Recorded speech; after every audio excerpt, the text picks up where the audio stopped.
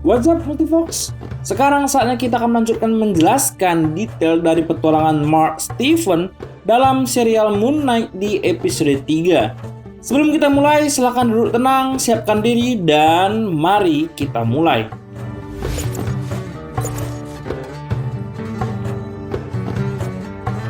Adegan dibuka ketika Layla membuat paspor palsu dengan seseorang yang dikenalnya dekat, sembari membahas tingkah Mark dan masa lalunya. Layla sempat berkata bahwa Mark tinggal hanya 20 menit dari lokasi mereka yang lama. I found him with the Scarab, living 20 minutes from our old place. Ini menambah kemungkinan bahwa Steven adalah kepribadian yang dibentuk oleh Mark untuk menjaga Layla di saat ia menjauhinya juga. Kita bisa lihat bagaimana penyayangnya kepribadian Steven kepada Layla. Bahkan ia mempelajari keilmuan dan menyukai hal-hal yang sama dengan Layla. Pada paspor palsu yang dibuat untuk Layla, terungkap ia memiliki nama lengkap Layla Abdullah El-Fauli yang lahir pada tahun 1994 dan paspor tersebut diterbitkan tahun 2019. Ini bisa menandakan bahwa Layla juga selamat dari kejadian The Snap. Namun dari data berikut, hanya nama Layla yang tampaknya asli. Karena saat Layla ketemu Mark di Mesir, ia mengatakan, Why? Because my name pisses off a few people in Cairo? Sedangkan untuk tanggal lahir dan tahun terbitnya masih sangat diragukan karena mengingat ini adalah paspor palsu. Jadi ya masih ada kemungkinan bahwa ia menjadi salah satu korban dari The Snap. Layla juga mengatakan bahwa sudah 10 tahun ia pergi dari tanah kelahirannya tersebut dan juga mengatakan Whatever happened in that desert is lost to the sands. ini mungkin menyinggung cerita di mana para arkeolog yang ada pada profil Mark dibunuh, termasuk ayah Layla. Mirip seperti kisah di komik di mana ayah dari kekasih Mark, Marlene, dibunuh oleh Bushman yang merupakan kolega dari Mark saat ia menjadi tentara bayaran. Di serial Moon Knight, sesuai dengan apa yang disampaikan oleh Arthur Harrow, tampaknya ia tidak tahu apa sebenarnya yang terjadi pada ayahnya dan apa keterlibatan Mark. Layla di sini juga memiliki konsep pikiran seperti Eric Killmonger, di mana mereka sama-sama berprinsip bahwa artefak yang ada di seluruh dunia dari awal sudah dicuri, dan dia mencurinya dari pasar gelap untuk mengembalikannya kepada orang yang tepat. Bicara mengenai pasar gelap dan artefak, tentu saja pikiran kita mengingat mengenai Madripoor, kota yang diperkenalkan di serial Falcon and the Winter Soldier yang dikuasai oleh sosok power broker yang ternyata adalah Sharon Carter. Terlebih setelah melihat adegan ini, The Madripoor, I'm sure you two will have a lot to talk about. memperkuat kemungkinan kalau Layla sebelumnya pernah beraksi di Madripoor dan mungkin beberapa kali berhadapan dengan power broker itu sendiri. Ketika Mark bertarung dengan 3 orang pengikut Harrow, Mark menunjukkan belas kasihan kepada salah satu penjahat yang tampaknya masih anak-anak. Bahkan di adegan berikutnya, ia enggan membawa anak tersebut ke pinggir jurang terlepas perintah dari Khonsu. Ini menunjukkan bahwa Mark memiliki prinsip yang sama dengan Steven soal larangan membunuh anak-anak, di mana membuktikan bahwa Mark tidak sesadis yang kita kira selama ini. Saat ia ingin menggorok leher penjahat tersebut, tiba-tiba Steven datang mengintervensi untuk tidak melakukannya dan adegan tiba-tiba berpindah ke dalam taksi. Nah, anehnya di sini, ketika Mark bertemu lagi dengan mereka, ia mengatakan, "That wasn't me." Pertanyaannya, apa yang terjadi selama selang waktu dari atap hingga ke taksi? Apakah Steven mengambil alih kemudian mundur? Atau di tengah pertarungan, Jake kemudian mengambil alih tubuh tersebut? Atau memang dari awal yang berlarian di atap adalah Jake? Terlebih di adegan ini, kita lihat Mark memakai topi yang merupakan ciri khas dari Jake. Namun di sisi lain, bisa aja sih topi itu memang hanya sebatas samaran biasa.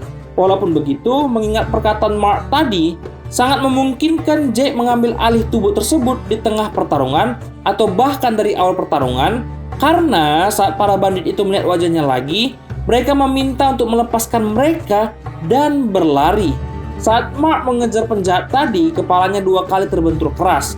Pertama ketika dipukul, dan kedua ketika ia terjatuh. Hal ini membuat layar kita kemudian berkedip-kedip lagi, sama ketika Mark mengambil alih tubuh tersebut di episode pertama, dan kemudian adegan melompat ke adegan di mana Mark telah berhasil membunuh dengan sadis kedua penjahat sebelumnya. Namun ternyata baik Mark maupun Steven saling mengklaim bahwa itu bukan tindakan mereka. Steven, what did you do? I swear it wasn't me. Then who was it? Lagi-lagi kemungkinan Jake Lockley mengambil alih tubuh tersebut dan menghabisi musuhnya dengan sadis. Dan melihat dari reaksi Steven dan Mark, kita bisa melihat tampaknya mereka sama sekali tidak sadar akan kehadiran kepribadian ketiga ini. Di saat Mark berbicara dengan Khonshu dan bertanya di mana para dewa lainnya, Khonshu dengan jelas mengatakan bahwa menarik perhatian dewa lain akan membuat mereka marah. Jika membuat mereka marah, maka mereka akan memenjarakan Khonshu di batu atau yang disebut dengan Ushabti.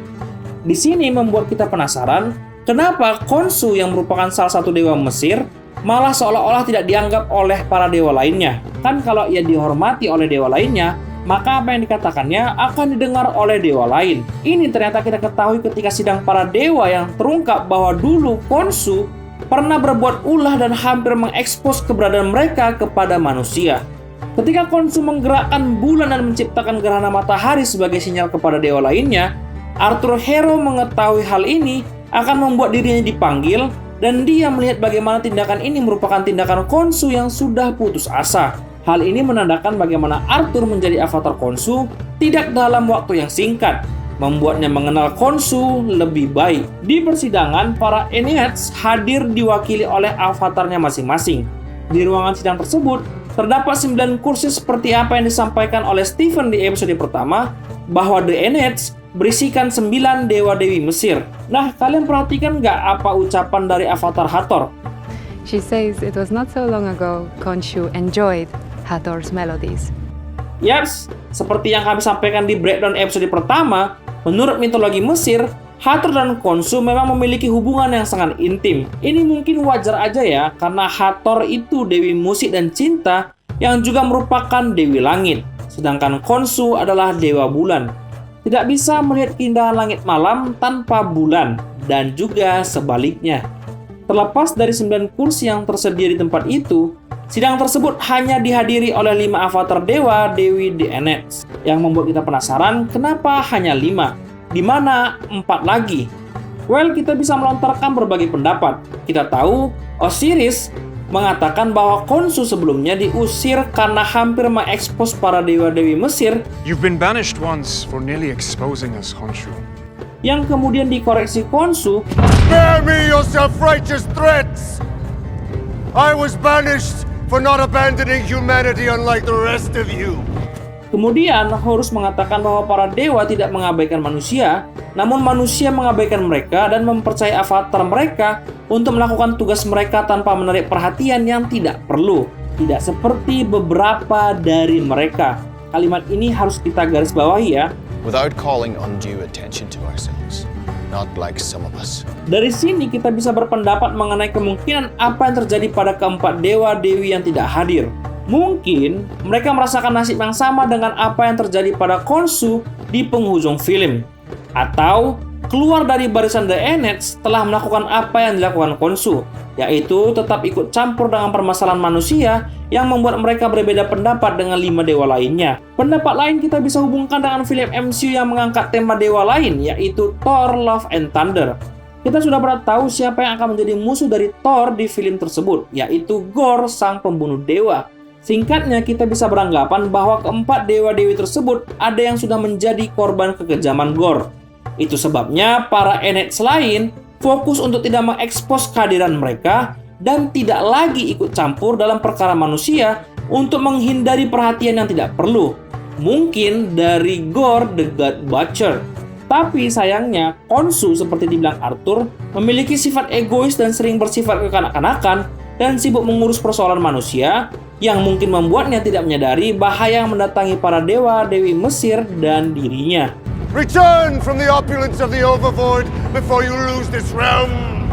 Nah, Overvoid merupakan tempat asal dari Khonshu dan para dewa-dewi Mesir lainnya. Tempat tersebut berbentuk seperti piramid dan berada di luar ruang dan waktu. Khonshu juga menjelaskan dalam komik Moon Knight bahwa dulu mereka bisa dengan bebas berpindah dimensi dari Overvoid ke bumi. Namun entah kenapa mereka saat ini tidak mampu lagi melakukan hal demikian dan hanya mengandalkan avatar mereka. Kurang lebih mirip seperti apa yang terjadi pada serial Moon Knight. Arthur kemudian memberikan kesaksian kepada The Enneads. Ia mengaku Khonshu sudah mencari makam Amit sejak Arthur menjadi avatarnya. Kemudian dia menambahkan pandangannya dikaburkan oleh kecemburuan, ketakutan, dan omongannya langsung dipotong oleh Khonshu. Kita bisa yakin bahwa perkataan Arthur adalah kebohongan yang dibuatnya untuk membebaskannya dari tuntutan. Tapi bagaimana jika apa yang dikatakannya benar? Untuk apa Khonshu mencari kuburan Amit sejak lama? Untuk saat ini berat rasanya untuk berteori atau memberikan pendapat tentang hal ini, namun kita akan mencoba di lain kesempatan. Selesai dari persidangan, Avatar Hathor memberitahukan cara lain untuk mendapatkan lokasi dari kuburan Amit, yaitu dengan mencari sarkofagus dari seorang Medjay bernama Senfu. Nah, apa itu Medjay? Medjay sendiri awalnya hanyalah salah satu suku Nubia. Namun, seiring zaman terjadi pergeseran makna di mana Medjay adalah sebutan untuk sekelompok orang yang bertugas sebagai tugas pengamanan atau polisi paramiliter elit pada zaman Mesir kuno.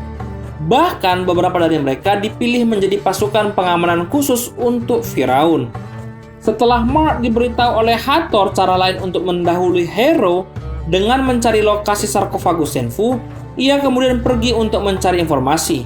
Namun di sini yang unik dari gaya Mark saat menggali informasi adalah dia memakai topi yang membuat gayanya mirip dengan kepribadian yang lain, yaitu Jake Lockley. Mengingat kemungkinan kehadiran Jake beberapa kali, tubuh tersebut dikendalikan oleh Jake sangat memungkinkan.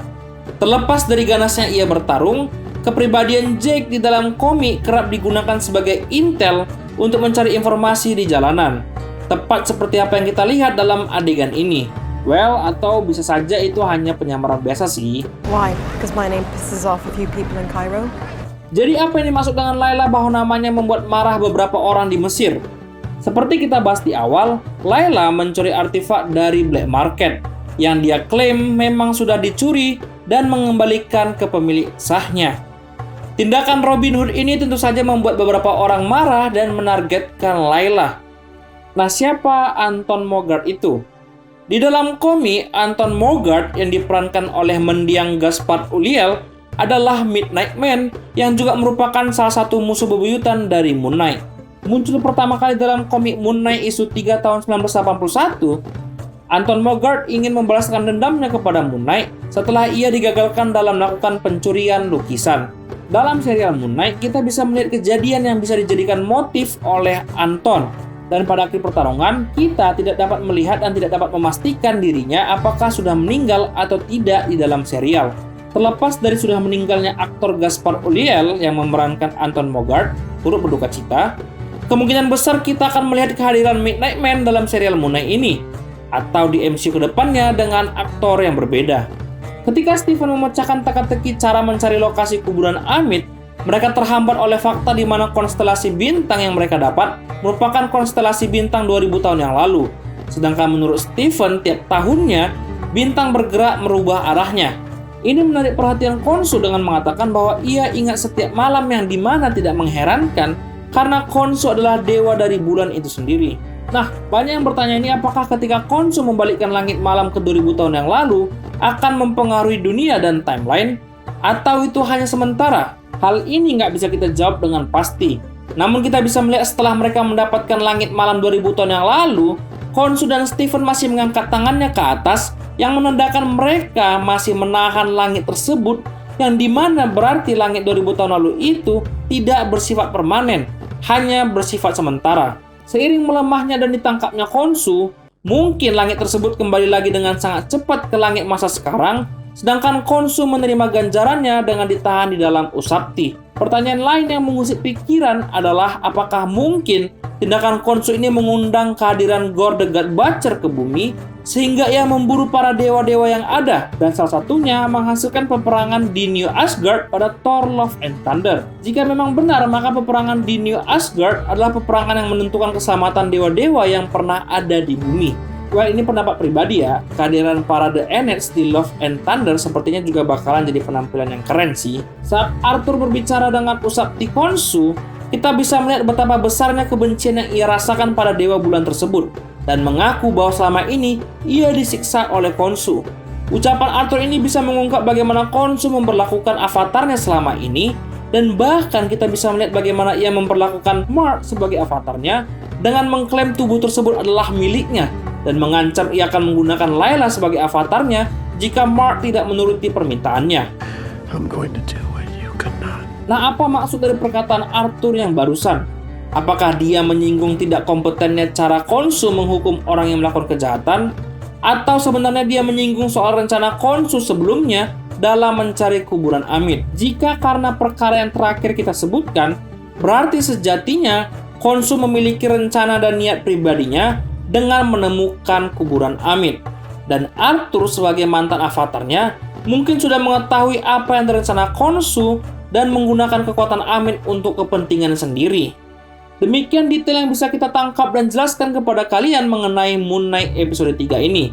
Jangan lupa like jika kalian suka konten ini, dan jangan lupa subscribe bagi yang belum subscribe, dan letakkan pertanyaan kalian di kolom komentar jika ada yang belum kalian mengerti. Sampai sini saja, terima kasih sudah menonton, see you on the next video.